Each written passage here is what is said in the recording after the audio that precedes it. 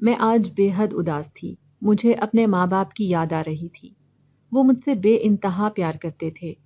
اگر وہ زندہ ہوتے تو کبھی بھی میرے ساتھ ایسا نہ ہونے دیتے جو کچھ اب میرے ساتھ ہو رہا تھا۔ میں چاہتے ہوئے بھی اپنے لیے کچھ نہیں کر سکتی تھی۔ کہنے کو تو وہ میرے سگے ماں باپ نہیں تھے، لیکن انہوں نے مجھے سگے ماں باپ سے بھی بڑھ کر محبت اور شفقت دی، جس کا میں ساری عمر بھی حق ادا نہیں کر سکتی۔ میرا نام الماس ہے۔ میری پھپھو کے ہاں کوئی بھی اولاد نہیں تھی۔ ان کے شوہر نے انہیں کئی دفعہ کہا کہ ہم کسی یتیم خانے سے بچوں کو گود لے لیتے ہیں، لیکن میری پھپھو اس بات پر نہ مانی۔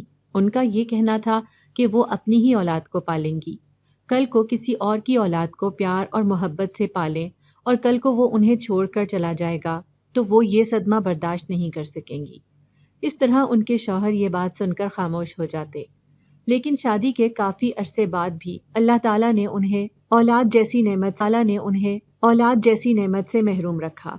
جب ان کے بھائی کے ہاں چوتھی بیٹی پیدا ہوئی تو ان کے بھائی نے اپنی بیٹی کو ہاتھوں میں اٹھایا اور اپنی بہن کی گود میں ڈال دیا اور کہنے لگے کہ تم میری بیٹی کو اپنی بیٹی بنا لو۔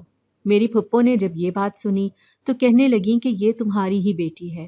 میں نے تو دل میں یہ طے کیا تھا کہ میں کسی کی اولاد کو نہیں پالوں گی۔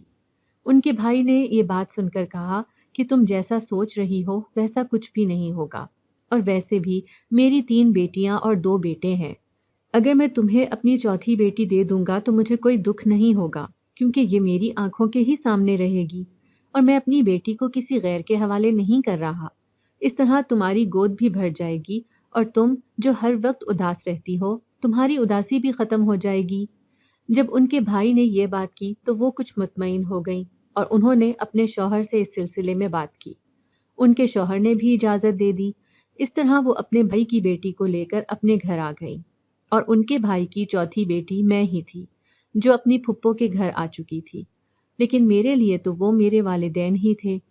لیکن اس بارے میں انہوں نے اپنی ساس اور سسر سے مشورہ نہ کیا تھا۔ جب وہ اپنی بھتیجی کو لے کر گھر میں آئیں تو ان کی ساس نے حیرانگی سے اپنی بہو کی طرف دیکھا اور کہنے لگی کہ یہ چھوٹی سی بچی کس کی اٹھا لائی ہو؟ وہ کہنے لگی یہ میرے بھائی کی بیٹی ہے، انہوں نے اسے میری گود میں ڈال دیا ہے۔ ان کی ساس نے جب یہ بات سنی تو انہوں نے کہا کہ ہم کسی کی بچی کو کیوں پالیں گے؟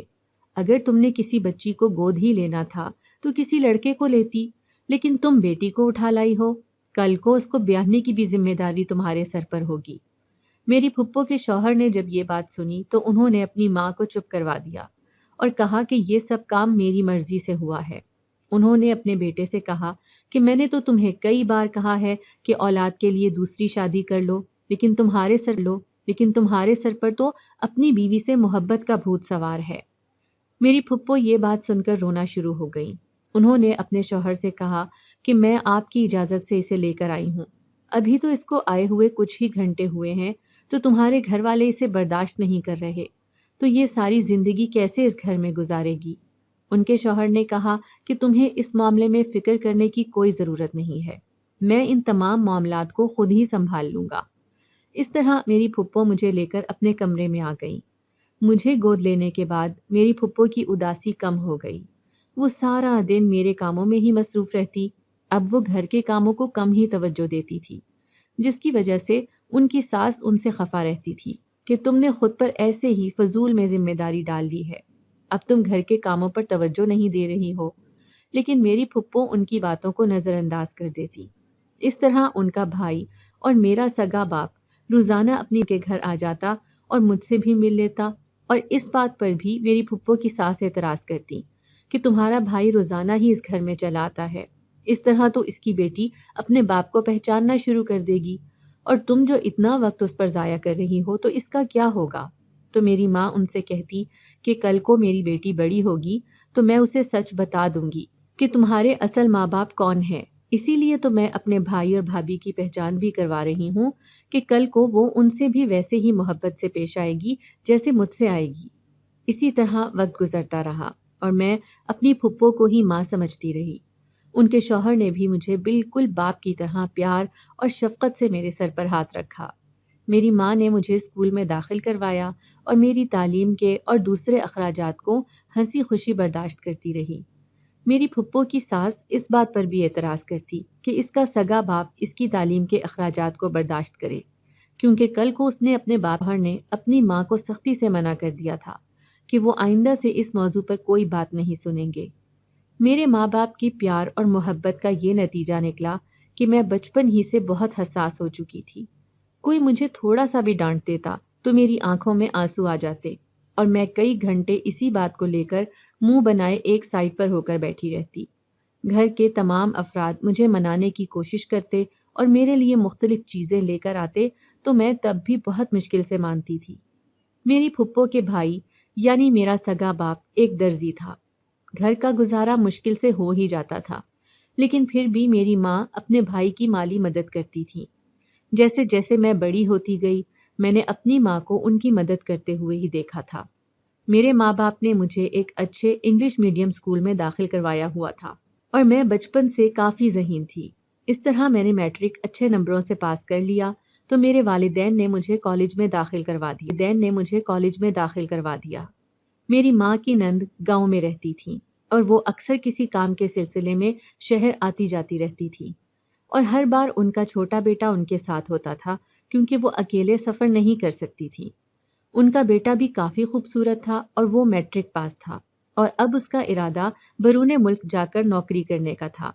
اس کے لیے وہ باہر جانے کے لیے اپنی سر توڑ کوشش کر رہا تھا۔ میں نے ایک بات نوٹ کی کہ ان کا بیٹا میری طرف بڑے غور سے دیکھتا تھا اور مجھے ایسا لگتا کہ وہ مجھے پسند کرتا ہے۔ میں نے اس کا اپنی طرف دیکھنا کئی بار نظر انداز کیا۔ مجھے کالج لے جانے اور واپس لانے کی ذمہ داری میرے باپ نے ہی اٹھائی تھی۔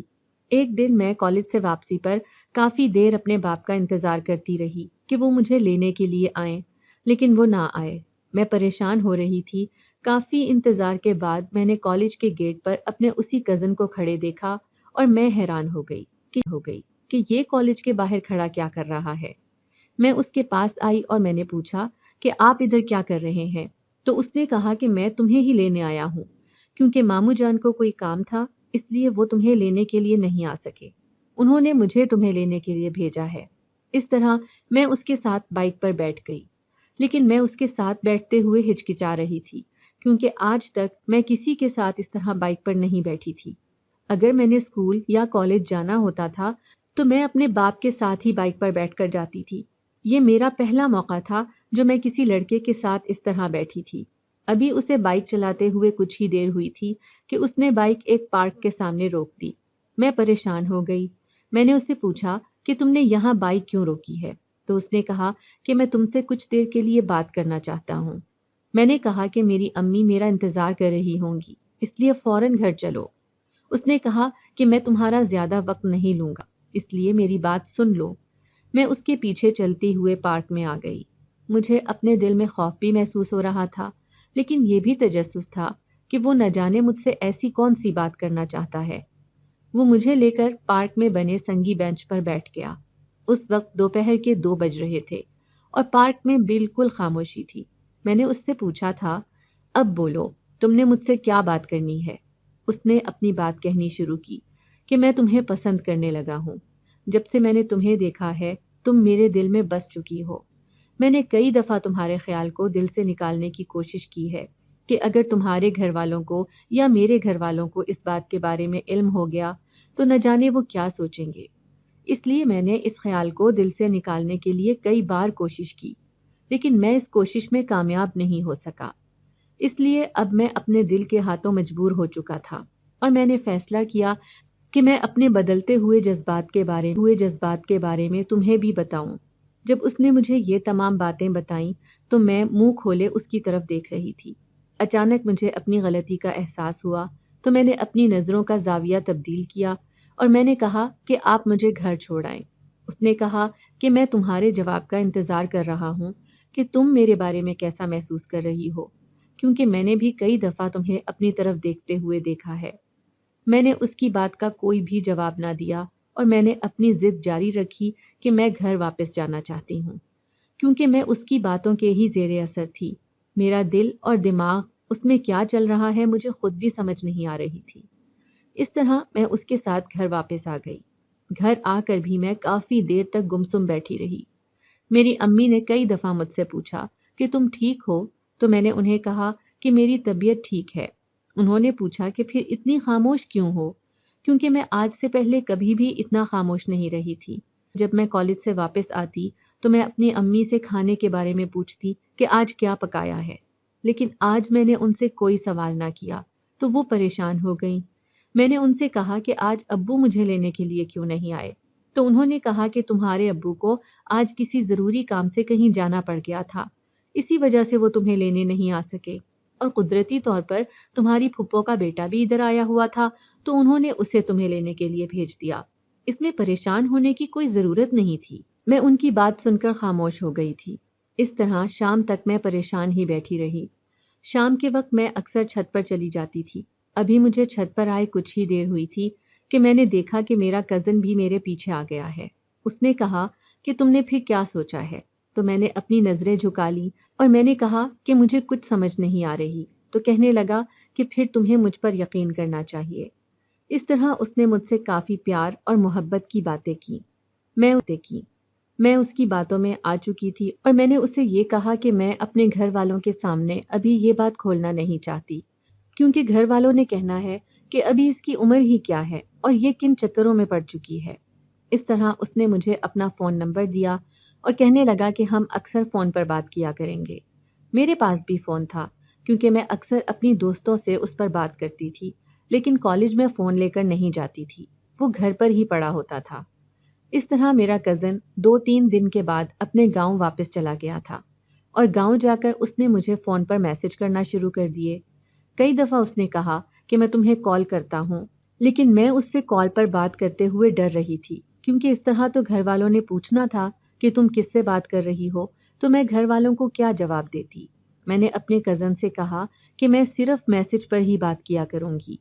جب میری امی نے مجھے میسج پر کسی سے بات کرتے ہوئے دیکھا تو انہوں نے مجھ سے پوچھا کہ ان سے کہا کہ میں اپنی دوست سے بات کر رہی ہوں، کیونکہ میں نے اپنے کزن کا نمبر اپنی دوست کے نام سے ہی محفوظ کیا ہوا تھا۔ اس طرح میں اپنے کزن سے بات کرتی رہی۔ ابھی ہمیں ایک دوسرے سے بات کرتے ہوئے 1 مہینہ ہی ہوا تھا کہ ایک دن میرے کزن کی ماں گاؤں سے شہر آئی اور آج ان کا موڈ کچھ اچھا نہیں لگ رہا تھا۔ وہ میری ماں سے بہت ہی عجیب طریقے سے بات کر رہی تھی اور بار بار ایسی بات کر رہی تھی کہ تم نے غیر کی بیٹی کو پال کر اچھا نہیں کیا، کل کو تمہاری بیٹی کوئی ایسا گل کھلائے گی، پھر تم ہر کسی کو کیا جواب دیتی پھرو گی۔ میں نے جب ان کی یہ بات سنی تو میں حیرانگی سے اپنی ماں کی طرف دیکھنے لگی کہ وہ کس کی بیٹی کی بات کر رہی ہیں۔ میری ماں نے مجھے کہا کہ تم کمرے میں چلی جاؤ۔ میں اپنی ماں کی بات مانتے ہوئے کمرے میں چلی گئی، لیکن میں دروازے کے پاس ہی کھڑی رہی۔ میری ماں نے اپنی نند سے یہ کہنا شروع کیا کہ تم لوگ میری بیٹی کے سامنے ایسی باتیں کیوں کر رہی ہو؟ کیونکہ ہم نے اس کے سامنے ایسی باتیں کیوں کر رہی ہو؟ کیونکہ ہم نے اس کے سامنے اس بات کا ذکر نہیں کیا کہ وہ ہماری سگی اولاد نہیں ہے۔ جب یہ بات مجھے پتہ چلی تو میرے پاؤں تلے سے زمین نکل چکی تھی کہ جن 2 انسانوں نے مجھے ماں باپ بن کر اتنی شفقت اور محبت سے پالا ہے وہ میرے سگے ماں باپ ہی نہیں ہیں، اور مجھے ان کی بات پر یقین نہیں آ رہا تھا۔ اتنی دیر میں میری ماں کی نند نے کہنا شروع کیا کہ تمہاری بیٹی میرے بیٹے سے فون پر باتیں کرتی ہے اور میرے بیٹے نے گھر میں یہ شور ڈالا ہوا ہے کہ وہ شادی کرے گا تو صرف تمہاری بیٹی سے کرے گا، اس کے علاوہ کہیں بھی شادی نہیں کرے گا، اور وہ باہر جانے سے پہلے تمہاری بیٹی سے نکاح کرنا چاہتا ہے۔ جب ان کے الفاظ میرے کانوں میں پڑے تو میرا دل کیا کہ زمین پھٹ جائے اور میں اس میں دفن ہو جاؤں، کیونکہ میں اپنے ماں باپ کی آنکھوں میں اپنے لیے بے یقینی نہیں دیکھ سکتی تھی۔ انہیں مجھ پر بے حد یقین اور اعتماد تھا اور میں اسی بات سے ڈر رہی تھی، اور وہی بات میرے سامنے آ کر کھڑی ہو چکی تھی۔ اتنی دیر میں میری ماں کی آواز میرے کانوں میں پڑی۔ انہوں نے اپنی نند سے یہ کہنا شروع کیا کہ انہیں اپنی بیٹی پر بے حد یقین ہے۔ آپ تو شروع سے ہی اس بچی کے خلاف تھی جس دن میں اسے اس گھر میں لے کر آئی تھی، کیونکہ تم لوگ چاہتے ہی نہیں تھے کہ میں کسی غیر کی اولاد کو پالوں، کیونکہ اگر میں اپنے شوہر کے خاندان سے کسی کو گود لے لیتی تو پھر تم لوگوں نے مجھ سے ٹھیک رہنا تھا، لیکن میں اپنے بھائی کی بیٹی کو گود لے آئی تھی، اسی وجہ سے تم لوگ شروع سے ہی اس بچی کے خلاف ہو چکے تھے۔ تو انہوں نے کہنا شروع کیا کہ ہم اس بچی کو پسند نہیں کرتے تھے، لیکن جب سے میرے بھائی کا نام اس بچی کے نام کے ساتھ جڑنے لگا تو پھر ہم اس سے کیوں نفرت کریں گے؟ لیکن یہ حقیقت ہے کہ تمہاری بیٹی اور میرا بیٹا ایک دوسرے کو پسند کرتے ہیں۔ میری ماں نے جب یہ بات سنی تو انہوں نے اونچی آواز سے میرا نام پکارا۔ وہ مجھے باہر بلا رہی تھی اور میں باہر آنا نہیں چاہ رہی تھی، لیکن انہوں نے مجھے پہلی آواز دی کہ میری آنکھوں میں آنسو آ گئے۔ میں ایک جگہ پر کھڑی تھی۔ ان کی آواز میرے کانوں میں دوبارہ پڑی تو مجھے ان کی آواز میں ایک غصہ اور دھمکی سنائی دے رہی تھی۔ میں اپنے قدموں کو اٹھاتی ہوئی باہر آئی تو انہوں نے مجھے بازو سے پکڑ کر اپنی نند کے سامنے کھڑا کیا اور کہا کہ یہ جو تم پر الزام لگا رہی ہے کیا وہ سچ ہے؟ میں نے اپنا سر جھکا لیا۔ میں نے کوئی بھی لفظ نہ نکالا۔ ان کی نند نے مسکراتے ہوئے میری ماں کی طرف دیکھا۔ میں نے اپنی ماں کی بات کا کوئی بھی جواب نہ دیا تھا اور میں خاموشی سے ہی سر جھکائے کھڑی رہی۔